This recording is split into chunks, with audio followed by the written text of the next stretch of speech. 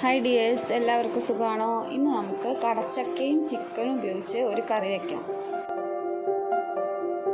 അതിനായിട്ട് ഞാനിവിടെ എടുത്തിട്ടുള്ളത് ഒരു കടച്ചക്കയുടെ പകുതിയാണ്, പിന്നെ കുറച്ച് ചിക്കൻ, പിന്നെ ഒരു 4 സവോള, 4 തക്കാളി. ഇനി നമുക്ക് ഒരു ചീനച്ചട്ടി ചൂടാക്കിയതിന് ശേഷം അതിലേക്ക് കുറച്ച് വെളിച്ചെണ്ണ ഒഴിച്ചു കൊടുത്ത് ഈ ചക്കയൊന്നും വറുത്ത് കോരാം.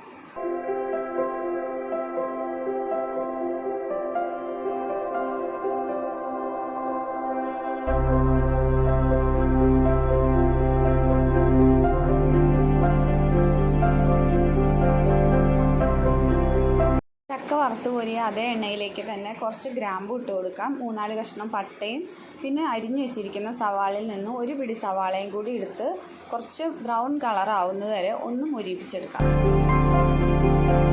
സവാള ഒന്ന് മൊരിഞ്ഞു വരുമ്പോഴേക്കും വീഡിയോ സബ്സ്ക്രൈബ് ചെയ്യാതെ കാണുന്നവരാണെങ്കിൽ ഒന്ന് സബ്സ്ക്രൈബ് ചെയ്ത് സപ്പോർട്ട് ചെയ്ത് തൊട്ടടുത്ത ബെല്ലൈക്കണും കൂടി ഒന്ന് അമർത്താൻ മറക്കരുത്. അപ്പോൾ ഇത് നമ്മുടെ സവാളയൊക്കെ നന്നായിട്ട് മൊരിഞ്ഞു വന്നിട്ടുണ്ട്. ഇനി അതും കൂടെ വേറെ പാത്രത്തിലിട്ട് ഒന്ന് മാറ്റി കൊടുക്കാം.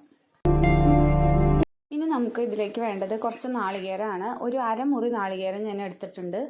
അതൊന്ന് വറുത്ത് നന്നായിട്ട് ബ്രൗൺ കളർ ആവുന്നത് വരെ ഒന്ന് മൂപ്പിച്ചെടുക്കണം.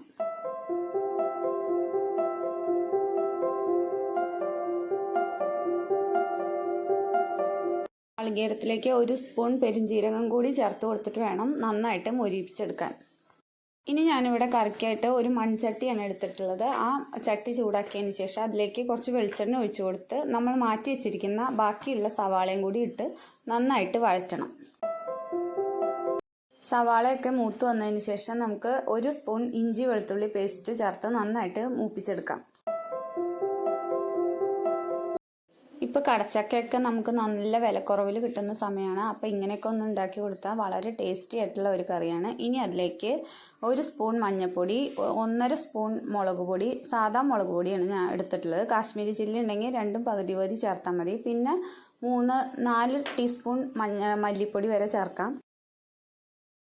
ഇതിനുശേഷം ഞാൻ ഇതിലേക്ക് ചേർക്കുന്നത് 1 സ്പൂൺ ഗരം മസാലയും 1 സ്പൂൺ കുരുമുളക് പൊടിയും കൂടി ചേർത്ത് കൊടുക്കുന്നുണ്ട്. ഇനി നമുക്ക് ഈ പൊടികളുടെ എല്ലാം പച്ചമണം മാറുന്നത് വരെ നന്നായിട്ട് വഴറ്റി കൊടുക്കാം.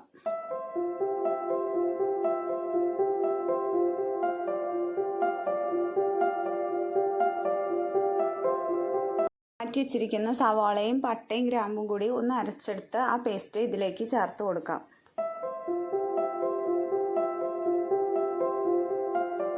ഇനി നമുക്ക് അരിഞ്ഞു വെച്ചിരിക്കുന്ന തക്കാളിയും കൂടി പേസ്റ്റ് ആക്കിയിട്ട് അതിലേക്ക് ചേർത്ത് കൊടുക്കാം. എന്നിട്ട് എണ്ണ തെളിയുന്നത് വരെ നന്നായിട്ട് വഴറ്റി കൊടുക്കാം.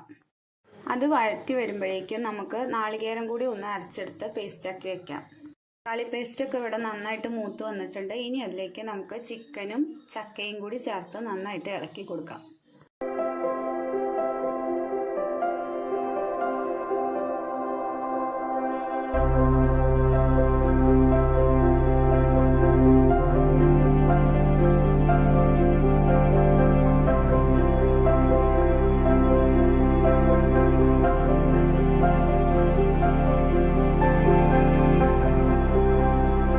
ആവശ്യത്തിനുള്ള വെള്ളം കൂടി ചേർത്ത് വേവിച്ചെടുക്കാം. ആവശ്യത്തിനുള്ള ഉപ്പും കൂടെ ചേർത്ത് മൂടി വെച്ച് ഒന്ന് വേവിച്ചെടുക്കാം.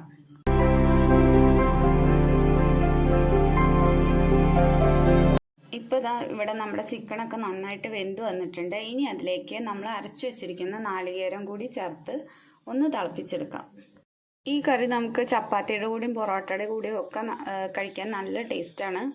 ഈ സമയത്ത് നിങ്ങൾക്ക് എത്രയാണോ ഗ്രേവി വേണ്ടത് അത്ര വെള്ളം ഒഴിച്ചു കൊടുത്ത് നന്നായിട്ട് തിളപ്പിച്ചെടുക്കാം. ഇപ്പോൾ ചക്കയൊക്കെ ഉള്ളത് കൊണ്ട് നന്നായി കുറുകി വരാൻ സാധ്യതയുണ്ട്. അപ്പോൾ ആവശ്യത്തിനുള്ള വെള്ളം ഒഴിച്ചു കൊടുത്ത് വേണം തിളപ്പിച്ചെടുക്കാൻ.